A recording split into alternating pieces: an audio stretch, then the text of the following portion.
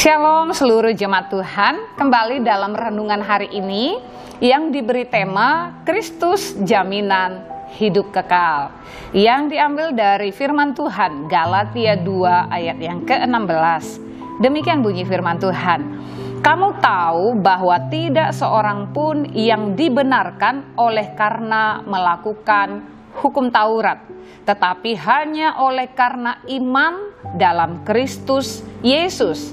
Sebab itu kami pun telah percaya kepada Kristus Yesus, supaya kami dibenarkan oleh karena iman dalam Kristus dan bukan oleh karena melakukan hukum Taurat. Sebab tidak ada seorang pun yang dibenarkan oleh karena melakukan hukum Taurat." Firman Tuhan ini dituliskan oleh Paulus kepada jemaat yang ada di Galatia, di mana Paulus telah mengajarkan bahwa manusia diselamatkan dari dosa, manusia ditebus dari dosa oleh karena darah Kristus yang tercurah di atas kayu salib. Oleh karya penebusan Kristus, manusia yang berdosa dibenarkan. Dan oleh pembenaran itu, manusia menerima hidup yang kekal.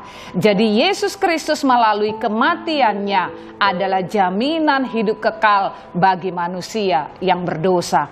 Tetapi pada saat itu, ada pengajaran yang berkata kepada jemaat-jemaat yang ada di Galatia dari orang-orang keturunan Yahudi. Mereka berkata mereka harus melakukan hukum Taurat, salah satunya sunat, menjadi tambahan supaya mereka diselamatkan. Nah, dalam hal ini Paulus hendak meluruskan bahwa tidak ada satu hal pun yang dapat kita tambahkan supaya hidup kekal menjadi milik kita. Tetapi satu-satunya jalan manusia diselamatkan melalui pembenaran oleh darahnya, dan oleh pembenaran Allah itu hidup kekal menjadi milik manusia yang berdosa. Oleh karena itu, Paulus menjelaskan bahwa keselamatan orang percaya tidak perlu ditambahkan dengan mengikuti kewajiban sunat, apalagi bagi non-Yahudi pada saat itu. Karena hukum Taurat ada untuk memperkenalkan manusia kepada dosa, tetapi Kristus adalah penggenapan hukum Taurat agar terjadi penebusan dosa. Jadi kematian Kristus, karya Kristus di atas kayu salib, itulah yang menebus dosa umat manusia. Bukan karena perbuatan kita, bukan karena apa yang kita lakukan sehingga kita menerima hidup kekal, tetapi karena semata-mata kasih Kristus melalui korbannya di kayu salib. Itulah yang menyelamatkan kita.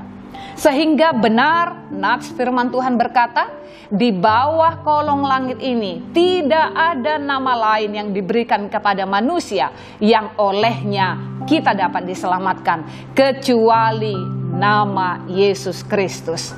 Terimalah Dia, percaya dengan iman, terima bahwa pembenaran Allah telah dinyatakan bagi kita yang berdosa. Terima Dia, imani, landaskan, letakkan dasar iman kita di atas Yesus Kristus. Hidup yang kekal tidak datang dari perbuatan manusia, tetapi dari pemberian Allah.